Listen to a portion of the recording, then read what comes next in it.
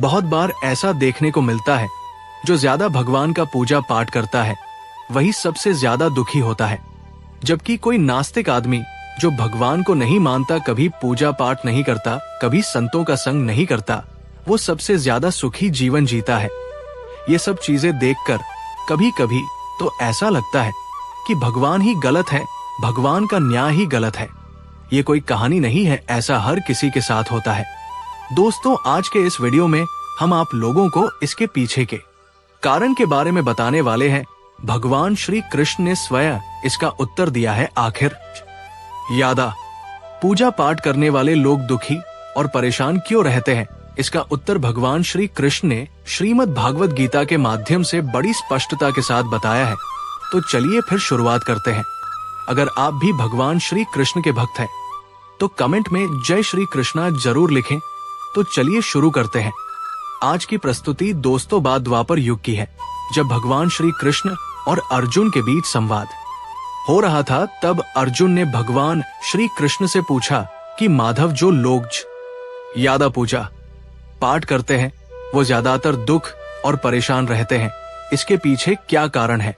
जबकि जो लोग भगवान का नाम भी नहीं लेते, भगवान का स्मरण बिल्कुल भी नहीं करते और हमेशा गलत कार्य में लिप्त रहते हैं, उन लोगों को मैं सुखी देखता हूँ।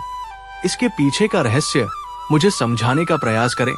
तब भगवान श्री कृष्ण ने एक छोटी सी कहानी के माध्यम से अर्जुन को इसका उत्तर दिया। आइए जानते हैं। उस छोटी सी कहानी के बारे में।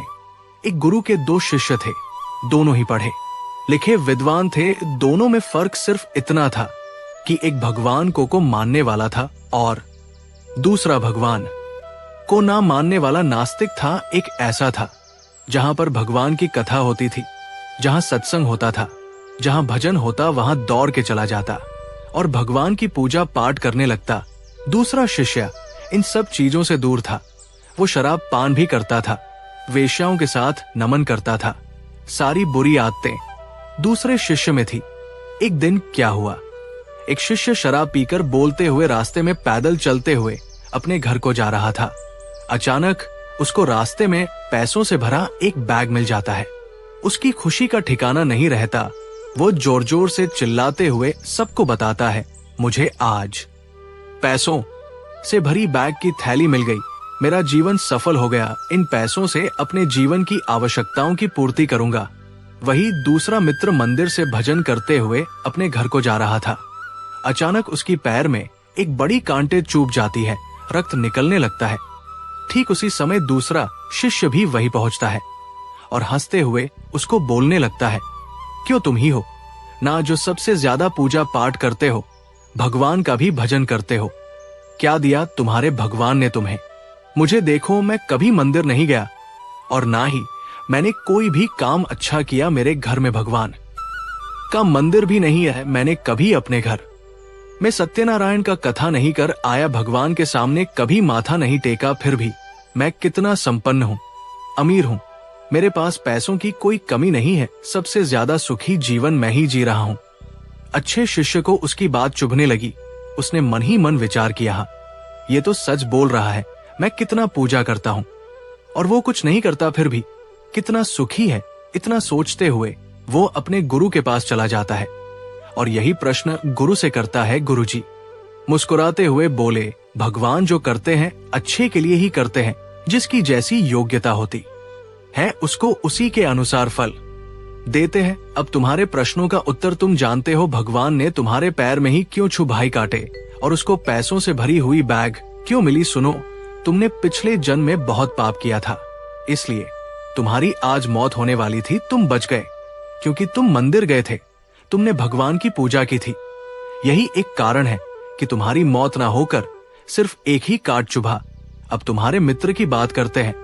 पूर्व जन्म में वह एक संत महापुरुष था, इसलिए उसकी 8 किस्मत बदलने वाली थी। करोड़ों की संपत्ति का मालिक बनने वाला था, मगर इस जन्म में उसने कोई भी अच्छा काम नहीं किया, इसलिए पूर्व जन्म के फल के अनुसार उसको थोड़ पैसे ही मिले, जबकि वो अरबों की संपत्ति का मालिक बनने वाला था। भगवान को दोष देना छोड़ दो, अपने वर्तमान के समय का सदुपयोग करो, भविष्य अपने आप सुधर जाएगा।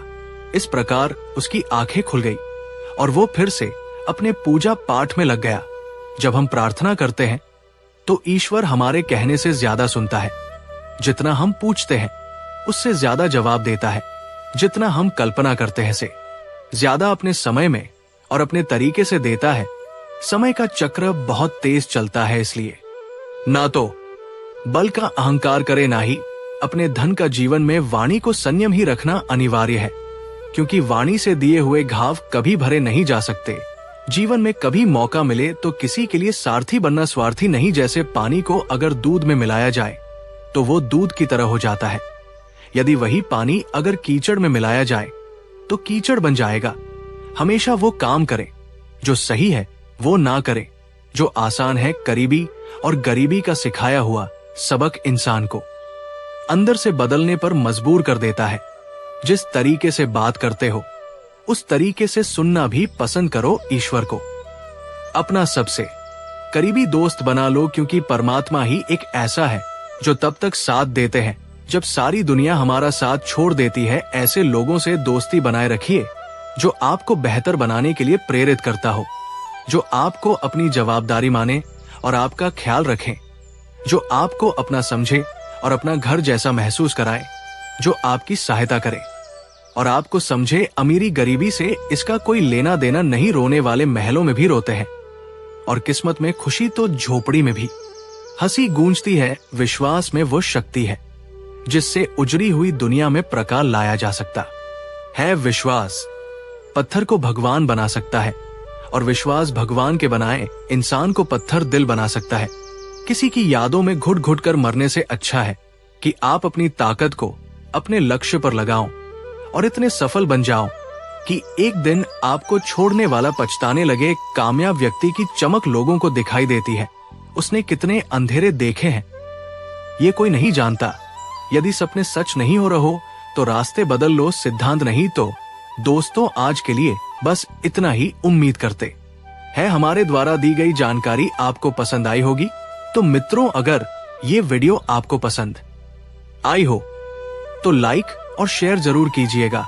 अगर आपने हमारे चैनल को सब्सक्राइब नहीं किया है तो जरूर करिए।